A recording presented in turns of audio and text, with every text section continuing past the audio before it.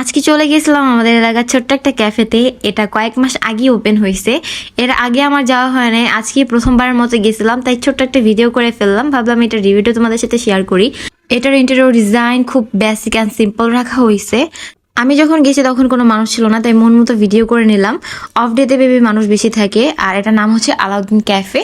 যেহেতু রাত almost 9টা over হয়ে গেছে, ভাবলাম আমরা ডিনার করে যাই। এজন্য আমরা একটা সেট প্ল্যাটার অর্ডার করি আর ওভেন বেকড পাস্তা নেই একটা। আর ওদের খাবারের প্রাইস আমার অনেক রিজনেবল মনে হয়েছে। রিজনেবলের মধ্যে ভালো, যেহেতু আমি সব কিছু ট্রাই করি নাই। যদিও এই ক্যাফের খাবার নাকি অনেক মজা আমি শুনেছি, কিন্তু ওই দিন কেন জানি আমার মজা লাগে না। যাই হোক, খাবার আসার পর তারপরে আমি রিভিউ করতেছি খাবারের। তারপর আমরা একটা ঠান্ডা নিয়েছিলাম, ফান্টা। আর এটা গরমের মধ্যে খেতে অনেক বেশি ভালো লাগতেছিল।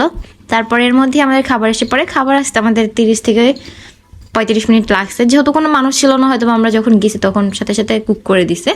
পাস্তাটার কথা যদি বলি, এটা আমার কাছে মোটামুটি লাগছে। আসলে 150 টাকার মধ্যে আর কি বা আশা করা যায়। 150 টাকা হিসেবে হ্যাঁ, এটার খাবারের টেস্ট ভালো, কিন্তু আমার বেকড পাস্তাটা খুবই ক্রিমি হলে অনেক বেশি মজা লাগে। যাই হোক, এটার মধ্যে খুবই পরিমাণ ক্যাপসিকাম দেওয়া ছিল। চিকেনের পরিমাণ মোটামুটি আর কি যেমন ছিল, মাশরুম ছিল। যাই হোক, তারপর ওদের সেট প্ল্যাটারটা ট্রাই করি।